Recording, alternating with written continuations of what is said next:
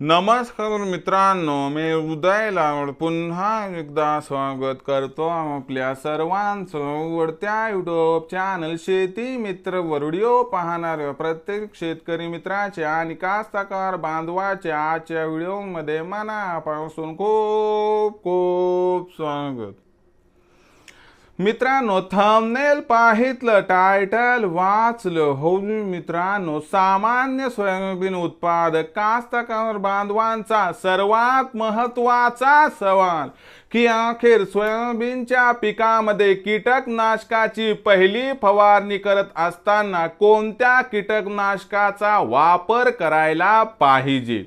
हा सध्याच्या कंडिशनचा सर्वात महत्त्वाचा सवाल आहे की अखेर सोयाबीनच्या पिकामध्ये कीटकनाशकाची पहिली फवारणी घेत असताना कोणत्या कीटकनाशकाचा या ठिकाणी वापर करायला पाहिजे की जे कीटकनाशक एकतर स्वस्त असावं आणि ज्या कीटकनाशकामुळे आपल्या सोयाबीनच्या पिकामध्ये ज्या काही अळीचा, खोड माशीचा, चक्री भुंग्याचा प्रादुर्भाव झालाय तो सुद्धा 100% दूर व्हावा।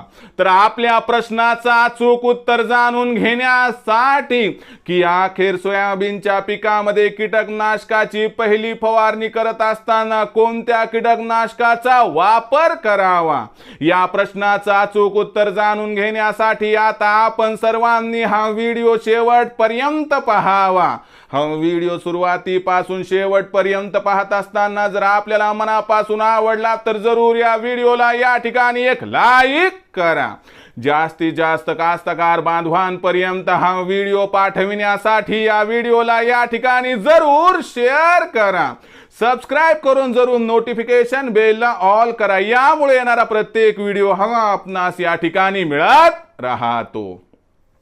तर बघा मित्रांनो, सामान्य सोयाबीन उत्पादक कास्तकार बांधवांचा सर्वात महत्त्वाचा सवाल की अखेर सोयाबीनच्या पिकामध्ये कीटकनाशकाची पहिली फवारणी घेत असताना कोणत्या कीटकनाशकाचा या ठिकाणी वापर करावा की ज्यामुळे आपल्याला त्या ठिकाणी असणारा जो कीटकनाशकाचा खर्च आहे तो सुद्धा कमी होईल आणि दुसरीकडे आपल्या रिझल्ट सुद्धा चांगला मिळू शकेल। तर या असणाऱ्या प्रश्नांची उत्तरे आता घेऊयात की अखेर कीटकनाशकाची पहिली फवारणी जी सोयाबीनच्या पिकावरती आपण घेणार, ही फवारणी घेत असताना कोणत्या कीटकनाशकाचा या ठिकाणी वापर आपण करायला पाहिजे।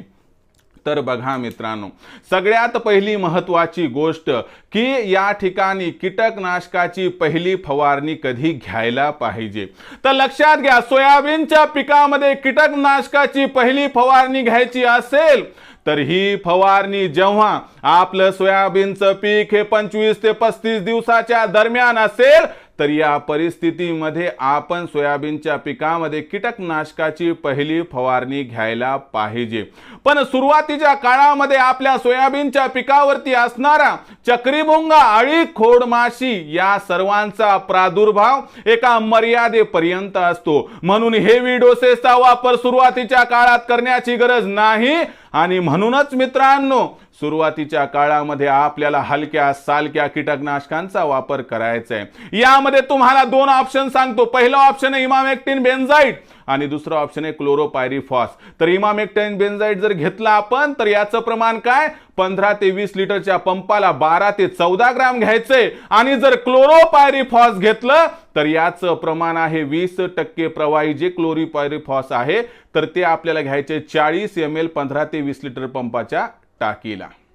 तर बघा मित्रांनो, यानुसार आपण लक्षात घ्या, इमामेक्टिन बेंजाइड घ्या नाही तर क्लोरोपायरीफॉस घ्या, दोघांचा रिझल्ट एकदम जबरदस्त आहे मित्रांनो। आणि लक्षात घ्या, हे काही जास्त महाग नाही, त्यामुळे आपल्याला सोयाबीनच्या पिकामध्ये कीटकनाशकाची जेव्हा पहिली फवारणी घ्यायची आहे त्यावेळेस आपलं पीक हे 25 ते 35 दिवसाचं असताना आपण 100% एकतर इमामेक्टिन बेंजाइट किंवा क्लोरोपायरीफॉसचा वापर करावा, ज्यामुळे आपल्या पैशाची बचत होईल आणि रिझल्ट सुद्धा 100% आपल्याला बेटर या ठिकाणी मिळेल।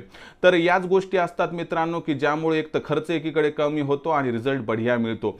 तर मित्रांनो, असणारा हा व्हिडिओ कसा वाटला आपल्या सर्वांना कमेंट सेक्शनमध्ये लिहून कळवा।